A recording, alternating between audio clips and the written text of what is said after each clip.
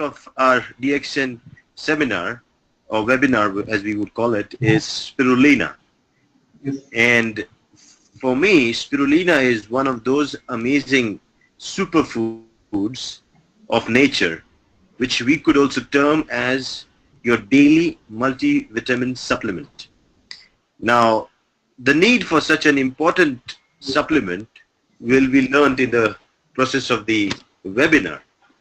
Why should one consume this amazing blue-green algae, which is nature's superfood?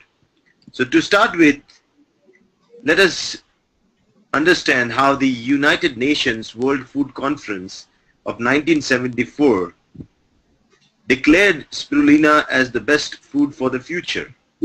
And I mean, the future is of 1974 is 2016 and 17.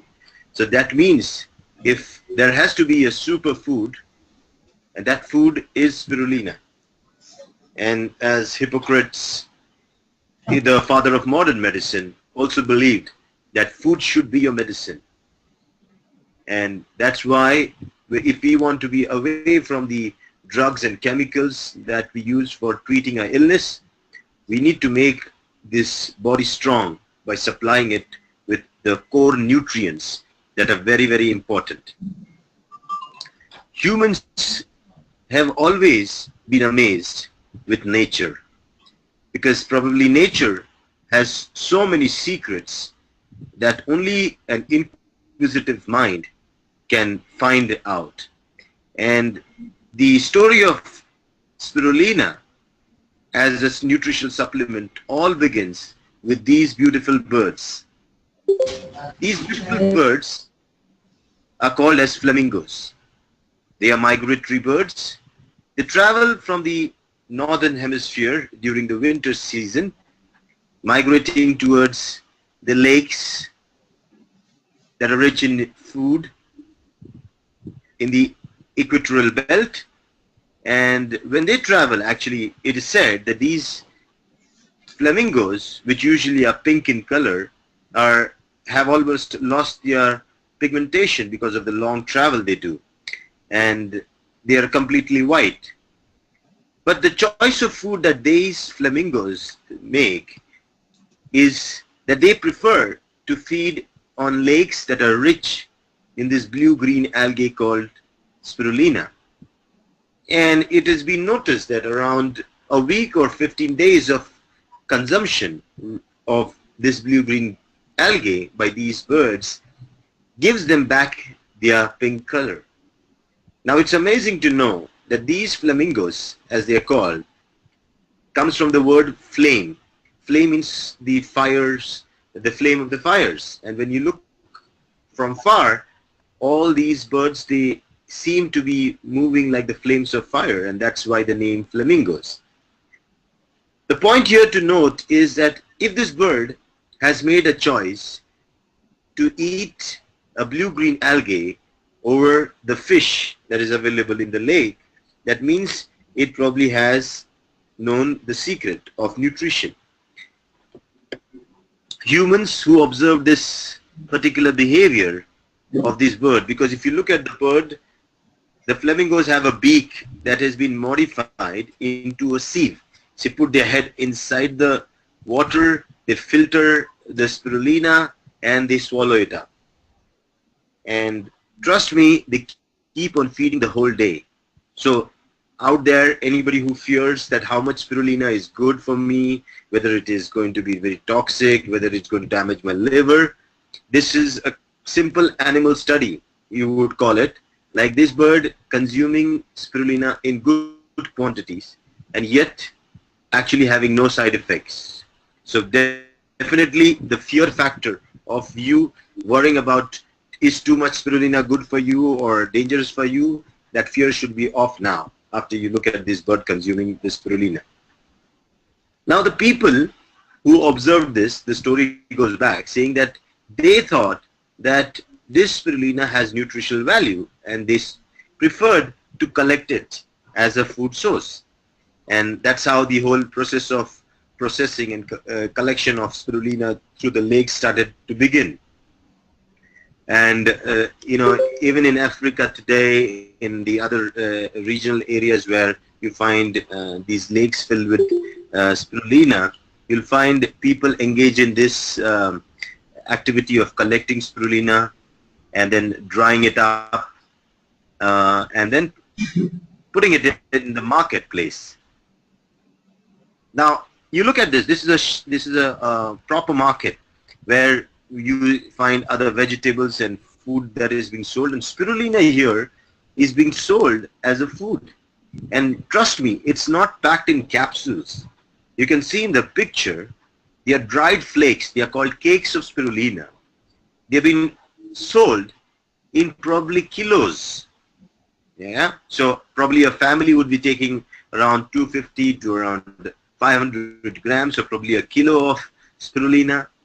And it was said that the people who studied these people, domestic people and their health, found that their food, basic food, was spirulina mixed with oil and a little salt and pepper. That was their basic food source. And when their lab analysis was done to find their nutritional status, it was amazing. Everybody had amazing laboratory values within the normal range in terms of the iron, calcium, and other vital minerals in the body. And the fact that they all retained a good healthy status of the heart, kidneys, and other vital organs proves that this single source of food supplement was enough for them to meet their daily requirements of nutrition. Now, here again, that picture, I want to remind you that this picture is again a second picture that should take away the fear of how much spirulina is good for me. Because if you consider it as medicine, then you would be troubled with the number of capsules and candies. But looking at this picture, I'm sure you should not be worried about how much is good for you. The more, the better. Now, what decides the quality of spirulina? Of course, it's the way it is processed and where it is grown. And if you look at it, the old method of processing spirulina was to collect it from the lakes and then having it laid down on the sand, or spread it on a cloth and let it dry in the sun. Now that's the most traditional way of collecting spirulina and drying it up. Spirulina basically is a colloquial term given because of the structure of this, you can say, algae. It's spiral shaped, unicellular, and basically that's how it gets its name. Now, the amazing thing of this spirulina is that it is almost 70% protein by weight. Okay, so that means it's really, really rich in proteins. And we all know proteins are the building blocks of your body.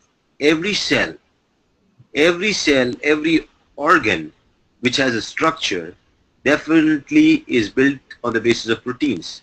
Proteins form the basis of all your chemical messages that are done in your body, your hormonal system, and everything. So if you need a good protein supplement, and that too from an alkaline source, because there are different types of proteins, one from the animal source, which are termed more acidic, but if it comes from the plant source, they are more alkaline. And hence, being an alkaline source rich in protein, this protein is an amazing healing machine, and it can go out repairing your body tissues, wear and tear, even up to the level of the DNA. Now, spirulina was being told to be a food source of the Aztecs, and there are references that it was consumed from the 16th century. So out there are many people who feel spirulina is something, a new discovery or something, and has no roots back in history. Here, there are some pictures that you see show that this has been consumed from a long, long time. It was said that the marathon runners, who used to carry these messages, their primary source of energy was spirulina, because it was like a small power-packed source of food, so easily carried, probably gave the strength and energy for the marathon guy to travel long distances. So the real first large-scale spirulina production was established around the 1970s.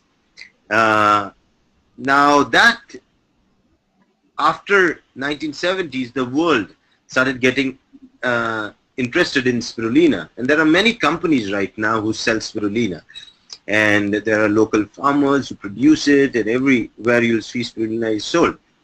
But the question still remains, which one is good and why one should consume a particular type of spirulina?